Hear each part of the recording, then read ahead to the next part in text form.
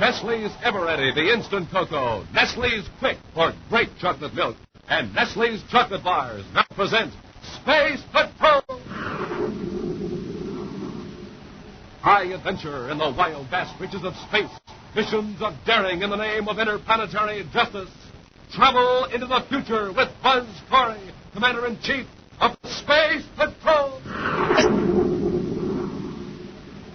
In today's transcribed Space Patrol adventure, a criminal scientist has discovered a method of traveling back through time. He has taken Buzz and Happy back 14 centuries and has left them on a desolate seacoast on the planet Earth. I just can't realize that we're back in the year 1591. Let's make the best of it. After all, our ancestors did. And we're stuck here in the past forever? Perhaps there's one slight chance of getting back. Yeah? Well, what is it, sir? Commander, I feel strange. Everything's going black. What's that sound? You like them? Commander! Hey, what's happening to us? Commander! Where are you? We'll be back in just a moment with today's exciting Space Patrol story, The Time Pirates.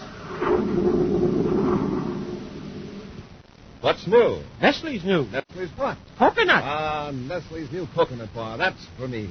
You have to eat one to believe there could be such a wonderful flavor combination. Now, just imagine. Thick, rich, smooth milk chocolate, crammed to the edges with fresh toasted coconut.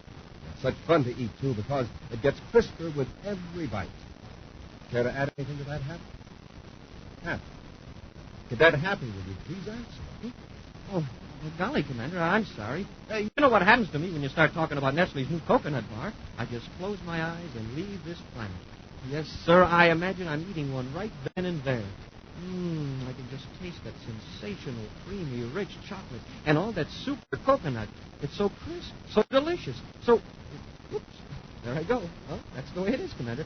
And there's only one cure for it. Oh, and what might that be? Well, I just got to eat a Nestle's coconut bar, of course. Well, now, that seems like a good idea. For you, for me, for all space patrollers, too. Gang, why don't you find out for yourselves? Treat yourself to a brand new coconut bar. You'll really go for it. Everybody goes for Nestle's, Commander. Wonderful milk chocolate, almond chocolate, and crunchy crunch bars. And naturally, the new coconut bar in the red and cream-colored wrapper. Smoking rockets, Nestle's certainly makes the very best chocolate. And now, today's Space Patrol adventure, The Time Pirates. Roaring toward the outer reaches of the solar system, a spaceship arcs over the Neptune orbit, its blazing rockets thrusting it onward at an ever-increasing pace. Far behind, drawing slowly nearer, is the Terra 5. Commander Corey and Cadet Happy, their minds and bodies aching under the strain of several G's acceleration, relentlessly follow the blurred circle of flame from the rockets of the fleeing ship. We're nearly up to star drive velocity. If they cut over into hyperspace, we'll never get them. Scarno's taking an awful chance because in the hyperspace in that ship. I'd better warn him. He's ignored all your other warnings, sir. He's had a fair chance to escape. Maybe you'll listen to reason now. Commander Corey aboard Terra 5, calling Ryland Scarno aboard Star Drive Cruiser JS-14. Corey to Scarno. Scarno, this is urgent. Acknowledge. Someone calling the great Dr. Scarno? Scarno, listen. Cut your rockets and surrender. Now, Commander, why should I do that? My ship is nearly up to star drive velocity. You're taking an awful chance, Scarno. That ship's in bad shape, mechanically and electronically. I knew that when I stole it from Jupiter City Spaceport. Your hyperspace transition effector is probably out of alignment. When you cut into star drive, there's no telling what'll happen to you. One thing is sure. You won't be able to follow. You may think the ship's worth stealing, but is it worth risking your life for? You forget that I'm an expert on hyperspace theory and star drive mechanisms. If you don't value your own life, think of that man with you. Lomer has already made his choice. Is that right, Hugo? Yeah, I'm speaking with Dr. Scarno. You heard Lomer. Goodbye, Commander. We're kicking into star drive. Scarno, wait. Scarno. That's no use, sir. Look, the ship vanished. Scarno's in hyperspace. Yes, you got it. But sooner or later, you'll have to return to the solar system. Provided we can, you can. You'll go back to Terra and alert all units from Mercury to Pluto to watch for him.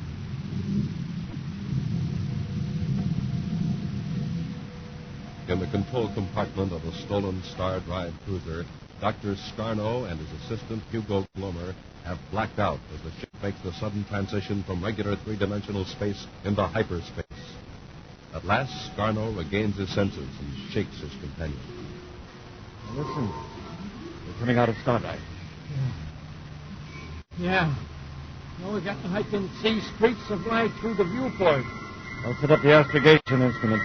We should emerge about 30 billion DUs beyond Pluto.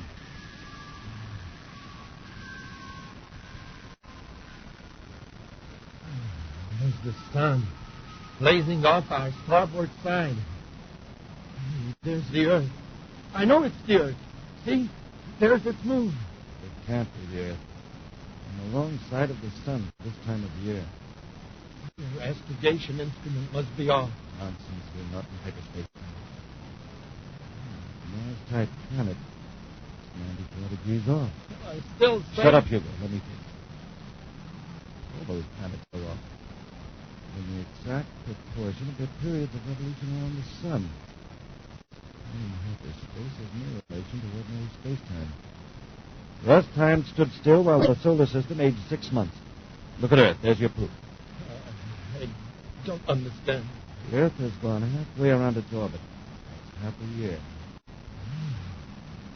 6 months gone out of our lives. 6 months. It's a multiple of 6 months. A year and 6 months. 5 years and 6 months. A century and 6 months. No. You're a new type of explorer, Hugo. When we land on Earth, we'll know exactly where we are. But we won't know when.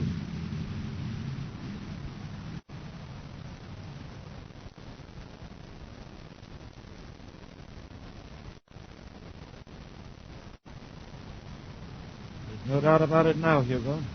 It's Earth, all right. The landmass is the Florida Peninsula. But the city, what happened to the city? And there are no farms, no spaceports, just forest and wilderness. We'll know the answer after we land. I've examined the settings on the hyperspace computer. I think I know what went wrong. Circuits that control the time coordinates are out of alignment. Can you fix them? Yes, I think so. Oh, there's where we'll land. Near the mouth of that river. I'm all confused. Tell me what's going on. Later, Hugo. Just keep your head and trust me.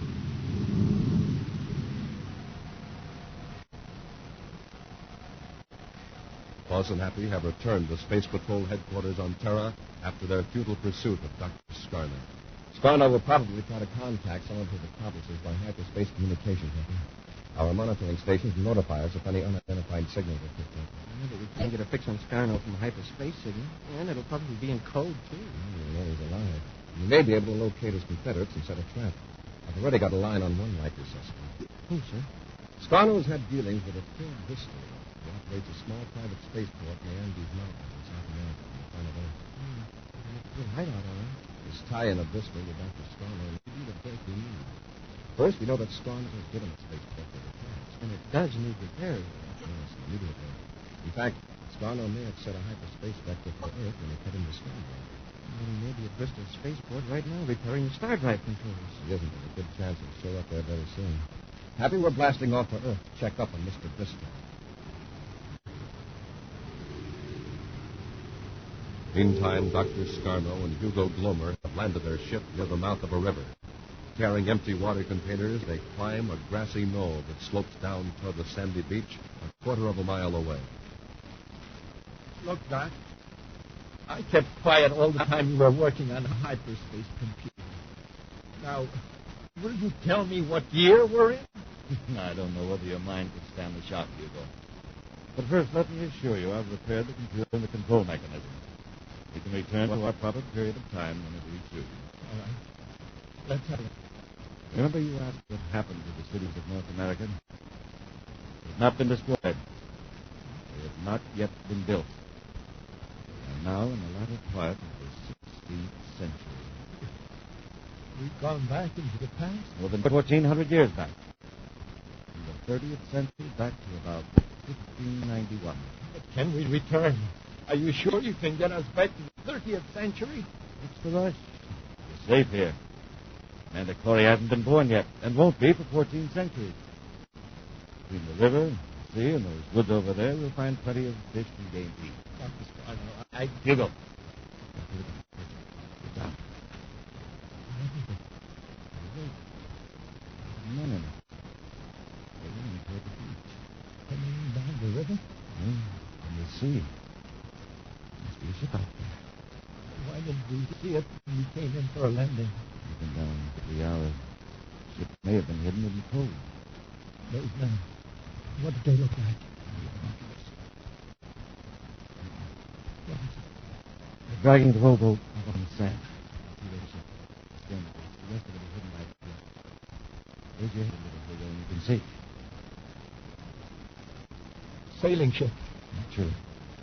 Steamships won't be invented for more than 200 years. It's a Spanish galleon, Hugo. Spanish galleon. Now, do you believe this is 1591? Could be a dream. It's real, all right. There's men climbing out of the rowboat now. They're carrying something heavy. A box of some kind. Some shovels. Let me have the binoculars. No. Hugo. The pirates. They're burying their loot. Treasure they've stolen from other ships. They're burying it here. Doc, you're talking awfully strange. Well, what will they do? Then we'll go back to the ship, sail away. We'll dig it up. What good is it going to do us? Don't you see? We'll take it back to the 30th century. Pirate treasure will solve all our financial problems. We'll pay Bill Bristol to help us fix up the spaceship. We're rich. We're rich. Elsewhere, Buzz and Happy are now at the remote spaceport operated by Phil Bristol in the Andes Mountains. They've been questioning Bristol for some time with no results. No, Commander, I haven't heard anything from old Doc Scarno for more than a year. Frankly, that suits me fine. I don't want to get involved in any of his deals. I see. And what about his pal, Hugo Glomer? Glomer? I've heard of him. Now, look, Commander, I can't imagine why you came here. This spaceport's strictly on the up and up. I'd pick up a few emergency jobs, all legitimate. Well, Bristol would like to look around a bit. What's in that hangar over there at the south end of the port? Oh, that's an old hulk, waiting for repairs. Yet, and I'll take a look at it. There's nothing to see, believe me. What's the matter, Bristol? Something out there you don't want us to see? Why, no. No, of course not. It's You'll take care of them, Bristol. Get your hands up. Both of you. Like a Scarno. Yes, Commander. Bristol, take the weapons. I don't want them to give Hugo an excuse to shoot them. Okay, Scarno. Well, why not shoot him? We can't let him go. I have other plans. We'll dispose of them permanently, and yet we won't have them a bit. Remember those gold pieces I showed you? Spanish coins? What about it? We'll take Corey and the cadet back where we got the treasure and leave them there. Come on, gentlemen. Where are you taking us, Scarno? Oh, you like it?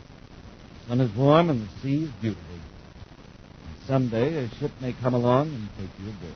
And then we'll be right back on your trail, Scarno. No, you won't. The ship, if any, will be a Spanish galleon. Galleon?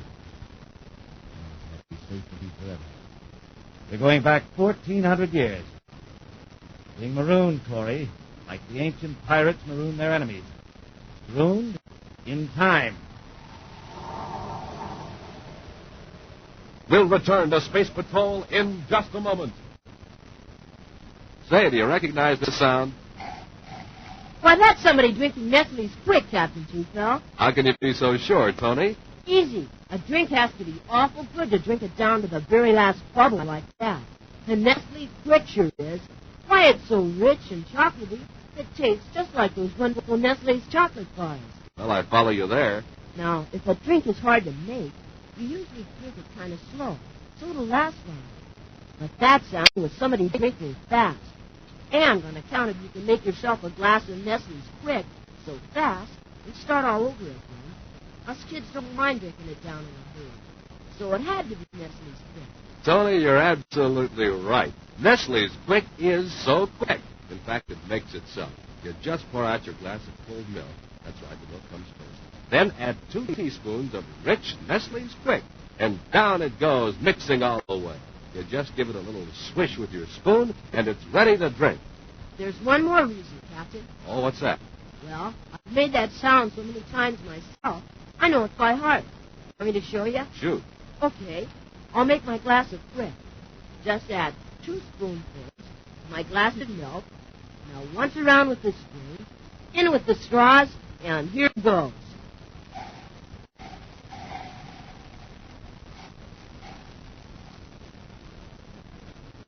Well, sure enough.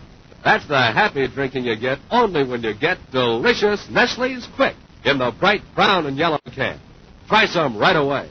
Quick makes milk taste like a million. You'll see. That's Nestle's Quick. And now, back to our Space Patrol adventure, the Time Pirates. At a spaceport high in the Andes Mountains on the planet Earth, the port manager, Phil Bristol, tells Buzz and Happy he knows nothing about Dr. Scarno and Hugo Glomer, who have stolen the Star Drive ship. Suddenly, Scarno and Glomer emerge from hiding, disarm the space patrollers, and threaten them with a strange fate. Buzz and Happy are to be taken back 1,400 years in time and left on a deserted coast of America in the late 16th century. Well, gentlemen, I see you've survived your first trip back through time. We are now back in the year 1591. It's funny. You don't look a day younger. You're still skeptical. My friend Glomer is bringing the ship in for landing on Earth. Then you will see for yourself. How did you discover this trick of time travel? It was an accident. The hyperspace computer was out of adjustment. Now I can control it. However, to avoid error, I'm returning to the exact moment of time of our previous trip. You're going to leave us here? Yes. I'll be rid of you. Yet I'll have committed no crime. There's no law against transporting people back in time. Is there, Commander? Yeah. Scarno, how long after the pirates buried the treasure did you and Hugo dig it up? We waited until they got back aboard their galleon and sailed out of sight. About 2 hours, I suppose. Why? Do you know the exact time they buried it? It was noon. Yes, the sun was almost directly overhead. What are you getting at? The treasure existed under the sand from noon until you took it away 2 hours later. But what would happen if, on this trip, you dug it up 1 hour earlier? Then I'd have two treasures. Huh? But there's only one treasure. Yes, it's aboard this ship. But we're going back in time. We'll see the pirates bury their gold at noon, like rerunning a film.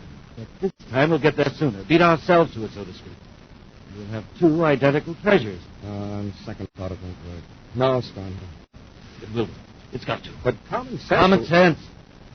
Common sense tells you that you couldn't possibly be here in the year 1591 because you're not even born.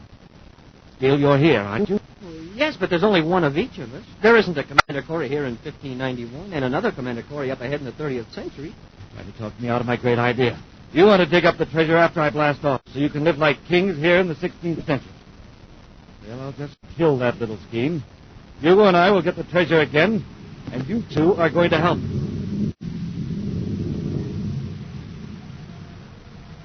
Dr. Scarno carefully repeats the exact landing procedure of his previous trip to the year 1591. Then, concealed by bushes on the knoll, the four men from the 30th century watch the pirates bring their rowboat ashore, bury their treasure chest, and return to their galleon lying at anchor in the quiet waters of the bay. Finally, Scarno rises to his feet. Stay digging. And remember, one false move and you'll die before your time. It's pretty good, eh, Doc? Shut up, Hugo. Hey, Doc, what happens if those pirates see us from their ship? Yeah. The galleon has sailed around the point. Anyway, what did they do about it? Right, dig faster, you two. Oh, what's the rush? We've got 14 centuries to dig this up. It's there. We uncovered the chest. Hurry, Corey. Throw away that sand. It worked. Just like you said it would, Doc. We got 2 sets of treasure. I think I can lift it out now. Down those shovels. Call out the chest. It's sure heavy. Hugo, I've got another idea. We can dig up the same treasure twice. Why not 3 times or 4 times? Come back again, 15 or 20 minutes early. Well, you're going to be bumping into the pirates if you keep it up. Hugo, fill in that hole, level it out smooth. And don't forget the shovel. Corey, get that treasure to the ship.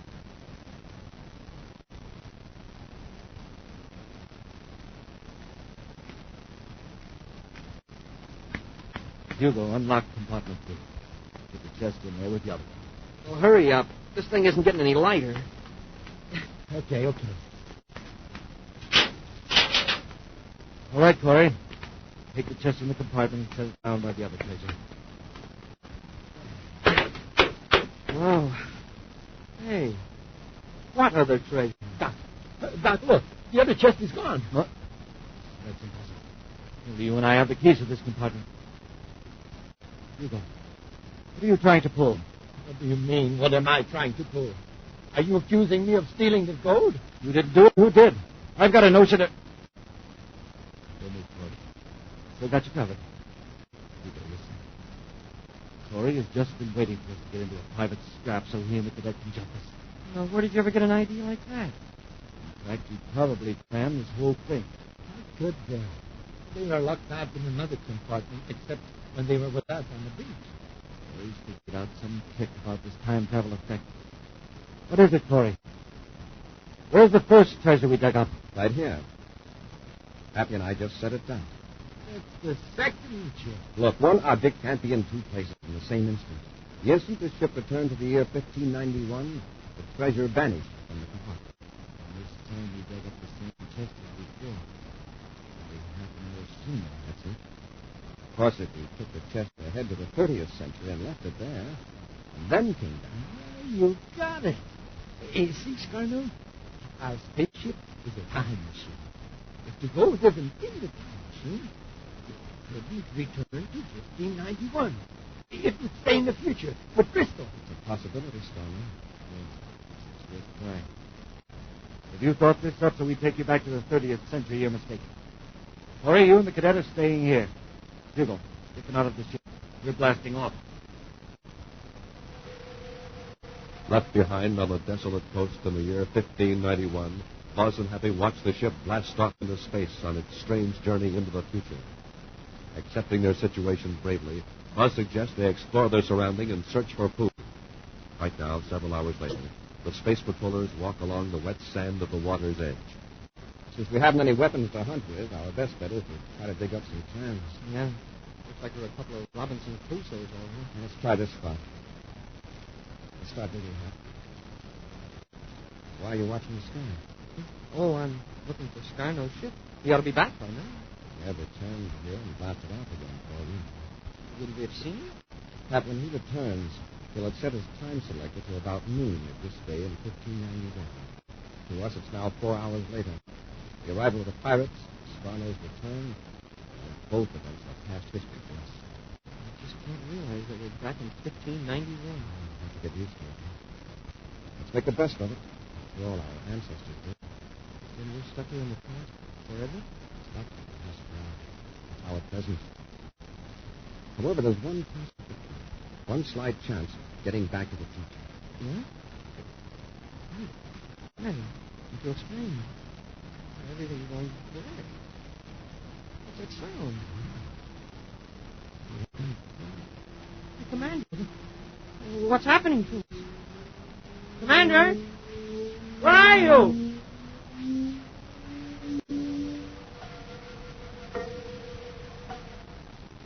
As Scarno lands his spaceship in the now familiar hollow between the low rolling hills, the sun is high overhead.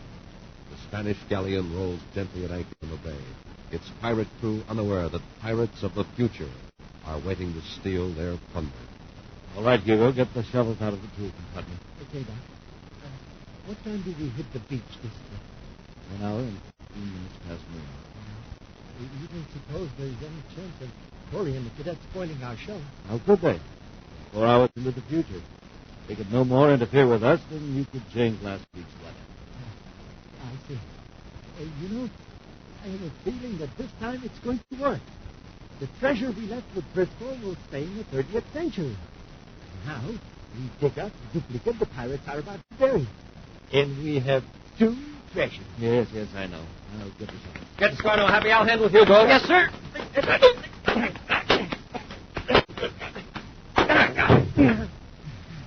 Okay, Hap, take it away. Yes, sir. Corey, where did you come from? From the compartment where you had us locked up at first. How did you get in? We were on the beach. Then all of a sudden there was a whirring sound. Things got black, and then, boom, we were in your ship. What made it happen? Scarno said you were 4 hours into the future. We were. But our existence in the year 1591 first began when your ship emerged from hyperspace, when you first brought us here. In that instant of time, we were in the ship. So when we returned to that instant, we returned too. Yeah, only this time the compartment door wasn't locked. Should have shot you before he blasted him. That wouldn't have helped you. You were part of the space-time equation for this instant of the year 1591. Sure.